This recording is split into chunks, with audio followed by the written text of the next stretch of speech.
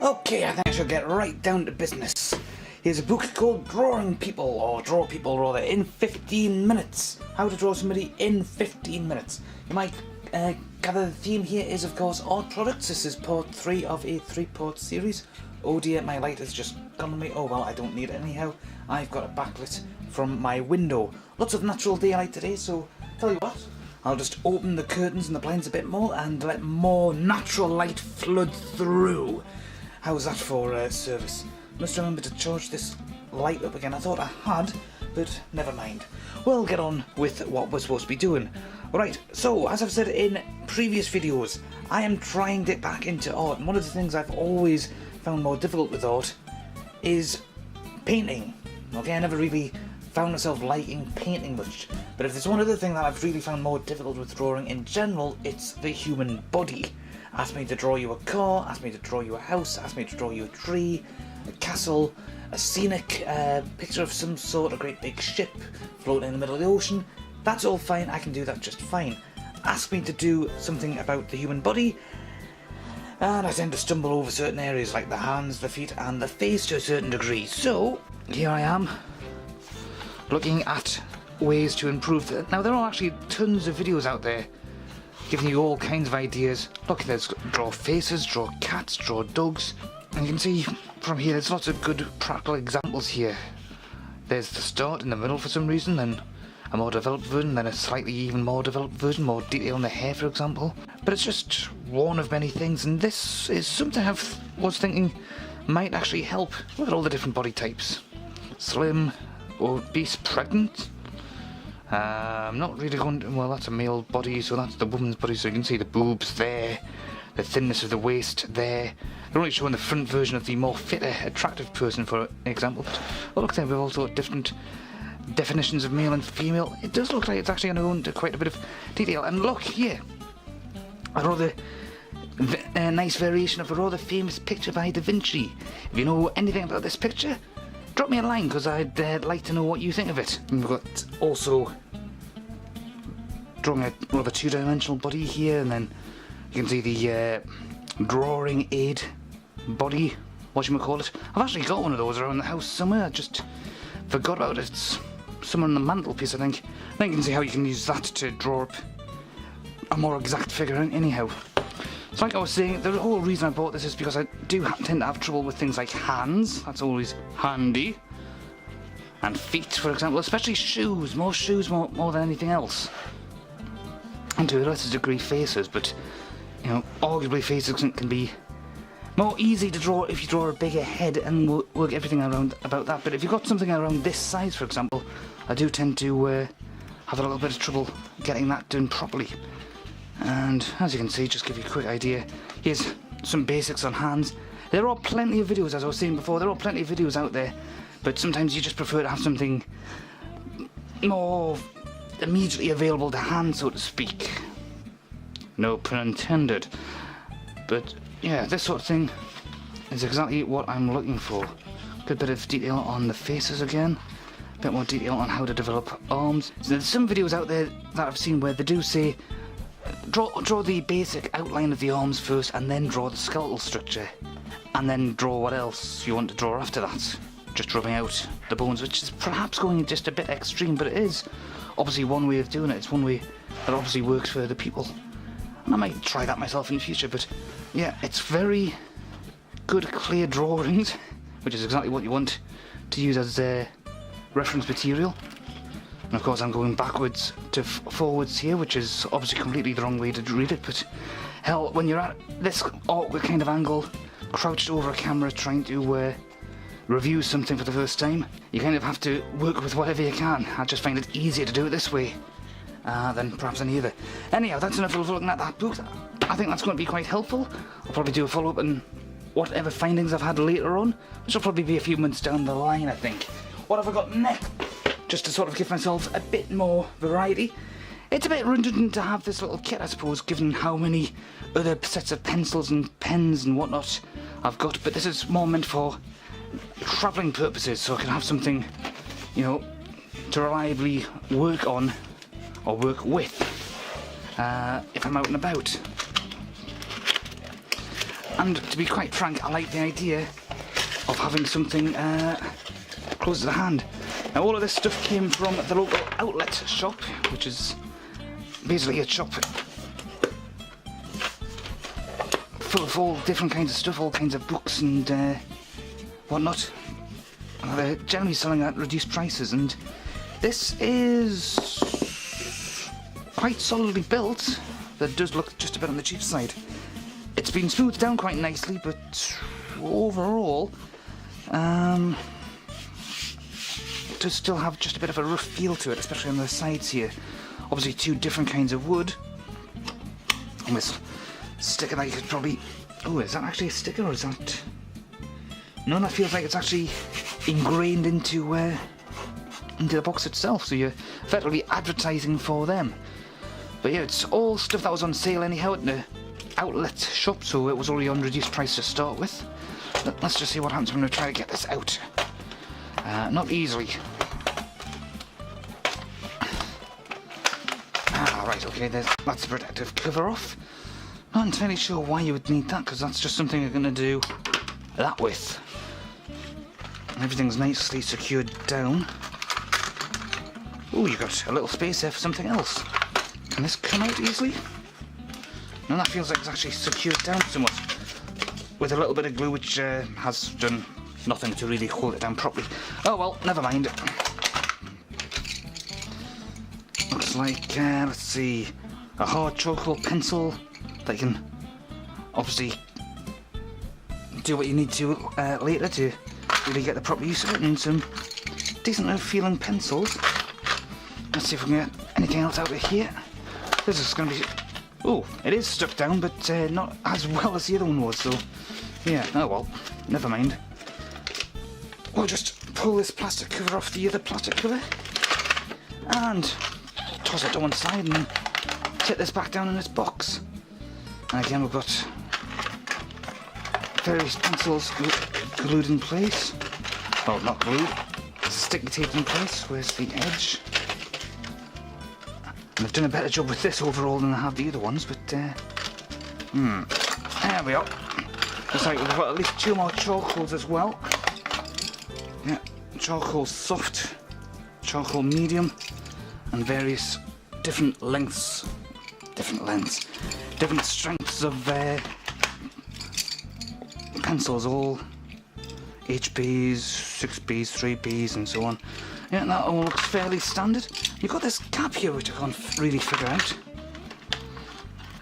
A standard cheap rubber or eraser, whatever you want to call it, all wrapped in cellophane. I can't be bothered to get it out. Ha ha ha. And what looks like a pretty good quality, fairly decent looking, fairly solid metal pencil sharpener, so that should come in quite handy. But yeah, well, as far as a little travel kit goes, it's quite nice. I believe when you come to closing it, it'll be a bit of an issue. You'll have to be a little more careful. It does sound like everything gets held in place quite well, because let's see what happens when you do that. Yes, everything falls out of place. So the obvious drawback, if you don't actually continue using those plastic bits to hold everything in place, and if you don't make use of the sticky tape, it's obviously going to all come loose. Not that we didn't see that coming, but yeah, just close it like that, keep it like that, and you should be fine. Let's just see what happens when I open it like this. What do you think's going to happen? Will the pencils fall out? Oh, of course they do. Oh well. You can't have everything, I suppose.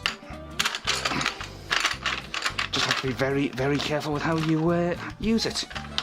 Bit of a disappointment, but what you going to do? At least, at the very least, it should stop them from breaking themselves or being too easily damaged.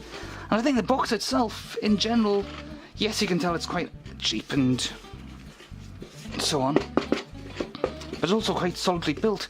You're only going to damage it if you really, really hammer it around, and there's absolutely nothing stopping you from getting a set of paints and just, you know, painting your own design on. Alright, let's move on to something else. Along the same sort of theme and from the same people. Let's see, what are they called again? Oh yes, Baldmere. I didn't even bother giving you the name of the company itself. Combined desk easel. So this is basically an easel for you to sit at your desk. And why not? Wooden stand-up easel with adjustable angles, put out 3 compartment drawers, as you can see, 1, 2, 3. Drawer latch for safety, yes, that. Convenient carry handle, and that'll be that right there. Colours and contents may slightly vary from those illustrated, so there's probably some variation in wood stain and whatnot. And there's the company I bought it from, theworks.co.uk, so this must be, what, their own brand sort of thing? Who knows? And exactly the same packaging on the front, and everything on the front and back is pretty much the same. Right, how do you get this open? Looks like the same basic latch design. Some little salts on the inside, so that's obviously been trying to keep it clear. Ooh, this smells quite, yeah. It must have been quite freshly made, because there's just a little bit of a hint of still loose wood chippings and so on. Not chippings, but little strips of wood just not quite came off it properly, but it has been sanded down quite nicely. It's, ooh, except there. And that feels a bit worrying, but that's probably something that's meant to be like that, I think. How do you actually open this? That'll be the latch. So, let's see, you do that, and that opens like that, and that's haha.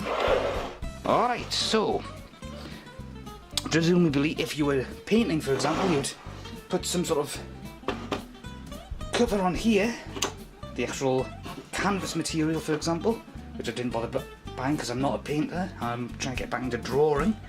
The canvas you would put on here looks like it could, you know, just deal with small size birds. There is something I can think of that would allow me to test that a bit better. I hold drawing board, so I could easily put this on here and just sort of, yeah, that's got nothing to really secure it down. But in theory, I could put this on here and draw away to my heart's content. Let's take a look at the rest of it. So there doesn't seem to be anything to secure it down, but you can basically alter the height quite easily with this little bit here. But there's all bits of wood here, and oh, especially here. Yeah.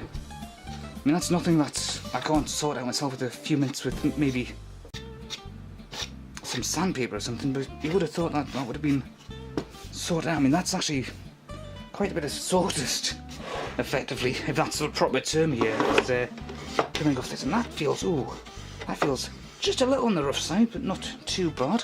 And oh, that's not good at all. That's definitely going to need some sandpaper. A little bit of a disappointment there, but I think it's definitely something that you can work on. Yeah, it just doesn't seem to have actually been sanded properly. You know, it has been sanded, but just not to the degree it should have been. And that's, oh, right, there are some feet here and here, okay? I was actually off camera, that's me being stupid looking, not at the viewfinder, but actually at the item with my own eyes, silly me. But yeah, there are feet here, it's just that they have no grip, so when you put it on something, unless you've got something like a rubber mat already laid down, then this is just going to sort of, well, at least the latch is quite secure, but I'm just not impressed when you put it down on something that just potentially slides all over the place. Not a good design, methinks, in that regard. But does do what it's supposed to do in all other regards. Good little latch. How does the carry handle work? Yeah, the carry handle works quite well. I'll just try to give you a better angle at it. Okay, that will slide to one side, either side quite nicely. And it'll be out of the way. That's quite a comfortable feeling grip after all, but I don't have the biggest hands in the world, but anybody with bigger hands than me are probably going to have quite a bit of a problem using this. You know, presumably you just work around that by, I don't know, put it in a backpack or something. Right, let's see what this tray is like. Can we get... Oh, it doesn't exactly slide easily. And it will slide all the way out, so you can get everything, so you can easily put your supplies in. So that's fairly decent. Let's just see. These are alright. I don't know what kind of wood that is, but then I kind of don't know what any of the wood here is. I don't claim to be a wood expert, but it does look like there's just every now and then just little bits of little holes, and that must be where everything's been hammered in place with very small pins or something, so it repeats down here as well. But everything feels nice and secure. It's not something that's easily going to break unless you either throw it at a wall or otherwise hit it with a hammer or something. These latches don't seem to work that too well unless you're actually holding it at the bottom, but otherwise, there's obviously just a little bit of a handle there to work with, so it could have been worse, but then again it could have been a lot better as well. A few minutes with sandpaper and you'd have that resolved, but yeah. And you really need to find something to allow you to secure it down a bit more. A rubber mat, for example, some bit more grippy feet. Anyhow, that's not quite the last item of the day, because I bought myself something else. Something like a more traditional easel. Well, it is a more traditional easel, only this case. Or if you're American, or from any other country where they don't pronounce the word aluminium as aluminium, but aluminum, it's an aluminum floor easel, but I'll stick to calling it aluminium, as it was intended. And it extends up to 153 centimeters, holds up to an 80 centimeter canvas frame, high quality aluminium tube, ideal for studio work. Now obviously I cannot put this up here on my desk, because that's just not going to work. I sense a change of scene, so for the first time ever, I'm going from my desk to the other place I do videos on occasionally.